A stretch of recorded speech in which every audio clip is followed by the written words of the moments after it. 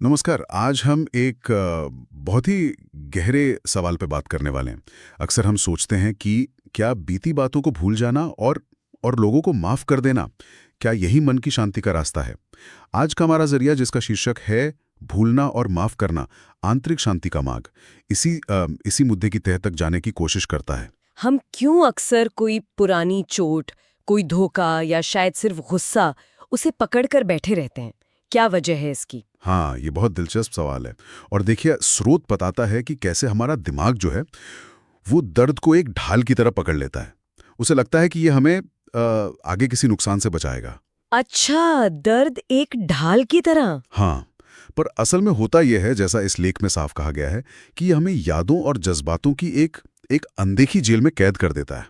जब हम माफ नहीं करते ना तो सजा दूसरे को नहीं मिल रही होती, वो अनजाने में हम खुद को दे रहे होते हैं। और जब हम उन बातों को भूलते नहीं तो वो जख्म वो हरे रहते हैं, भरते नहीं कभी। ये बात तो सोचने वाली है कि हम अनजाने में खुद को ही कैद कर लेते हैं। तो फिर माफी का असली मतलब क्या हुआ, अगर ये सिर्फ दूसरे के लिए नहीं है? और इसमें ये भूलने वाली बात कहाँ से आती है? हाँ, और यहाँ ना एक बहुत जरूरी फर्क समझाया गया है इस स्रोत में। अक्सर लोग माफी को गलत समझ लेते हैं। माफी का मतलब ये बिल्कुल नहीं है कि जो हुआ उसे सही मान लिया या कि उससे जो सबक मिला उसे भूल गए।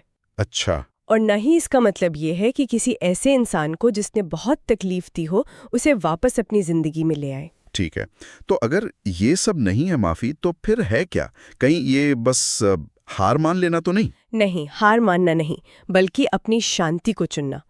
ये एक तरह से अपनी भावनाओं की लगाम वापस अपने हाथ में लेना है, बजाय इसके कि हम किसी और के किए धरे के कैदी बने रहें।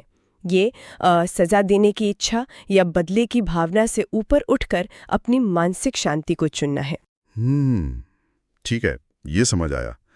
माफी मतलब अपनी शांति चुनना। लेकिन ये जो भूलने वाला हिस्सा है, वो थोड़ा ज्यादा पेचीदा लगता है। क्या वाकई जो हुआ उसे भूल जाना चाहिए? क्या ये मुमकिन भी है और जरूरी? नहीं, देखिए, घटना को भूलने की बात नहीं हो रही यहाँ, या उससे मिले सबक को। लेकिन इस बात पर जोर देता है कि भूलना है उस घटना से जुड़े दर्द को, वो जो कड़वाहट है, वो जो गुस्सा मन में रह रह कर उठता है, उसको। अच्छा, दर्द को भूलना है, घटना को नहीं। हाँ बिल्कुल, वो चीजें जो हमें अंदर से खाती रहती हैं, हमें आगे बढ़ने से रोकती हैं, उन्हें जाने देना है। ये एक तरह से खुद को आज़ाद करना है उन बुरी यादों की पकड़ से जो हमारे आज को भी खराब करती हैं। ये तो बहुत शक्तिशाली विचार है। घटना याद रहे पर उसका दर्द चला जाए, इसमें एक गहरी समझ है। और जब कोई, मान लीजिए, इस मकाम तक पहुंच जाता है, जब सच में माफ कर पाता है और उस दर्द को भूल पाता है, तो जिंदगी में क्या बदलता है? क्या कुछ फायदे होते हैं इसके? बिल्कुल होते हैं। स्रोत बताता है कि कई सारे सकारात्मक बदलाव आते हैं, जैसे लोगों को नींद बेहतर आने लगती है, मन ज्यादा हल्का महसूस होता है, कभी कभी तो जो रिश्ते बिगड़ गए थे उनमें भी सुधार की गुंजाइश बन जाती है। और सबसे अहम, वो जो अंदरूनी जख्म होते हैं ना, वो भरने लगते हैं। व्यक्ति ज्यादा शांत, ज्यादा हमदर्द और जीवन की मुश्किलों के सामने ज्यादा लचीला बन जाता है। ये तो वाकई में बड़े बदलाव हैं। क्या क्या इस लेख में कोई तरीका भी बताया गया है, मतलब इसे असल जिंदगी में कैसे करें? कोई छोटा सा कदम जिससे शुरुआत हो सके? हाँ, एक सरल सा अभ्यास सुझाया गया है 7 दिनों का। करना यह है कि रोज कुछ पल शांति से बैठें, आंखें बंद करें, कुछ गहरी सांसें लें। फिर उस व्यक्ति या उस घटना को ध्यान में लाएं जिससे चोट पहुंची है, और मन ही मन पूरी ईमानदारी से ये दोहराएं, मैं तुम्हें माफ करता हूं या करती हूं, मैं इस दर्द को जाने देता देती हूं, मैं शांति चुनता या चुनती हूं। अच्छा। और फिर ये कल्पना करें कि वो जो दर्द का एहसास है वो एक हल्की सी रोशनी बनकर धीरे धीरे घुल रहा है, गायब हो रहा है।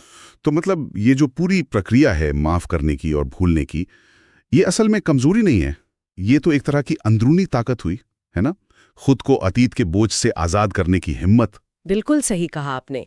जैसा इस लेख में बहुत खूबसूरती से लिखा है, माफ इसलिए नहीं करना है कि शायद सामने वाला शांति का हकदार है, माफ इसलिए करना है क्योंकि आप शांति के हकदार हैं। वाह। और भूलना इसलिए नहीं कि आप कमजोर हैं, बल्कि इसलिए कि आप इतने मजबूत हैं कि आप आगे बढ़ना चुन रहे हैं। ये सब कुछ अपने लिए, अपनी बेहतरी के लिए। तो ये सारी बातचीत, ये सारी चर्चा आकर इसी बात पर टिकती है कि अतीत की परछाइयों से निकलकर खुद को आज़ाद करना। स्रोत का सार भी शायद यही है, जैसा कि आखिर में कहा गया है, स्वस्थ हों, बढ़ें, विकसित हों, जाने दें, माफ करें, भूलें, मुक्त हों। हाँ, बिल्कुल। और ये हमें एक गहरे सवाल के साथ छोड़ जाता है ना, कि इस पूरे संदर्भ में सचमुच मुक्त होने का वो एहसास, वो अनुभव आखिर कैसा होता होगा? ये एक ऐसा विचार है जिस पर और सोचा जा सकता है।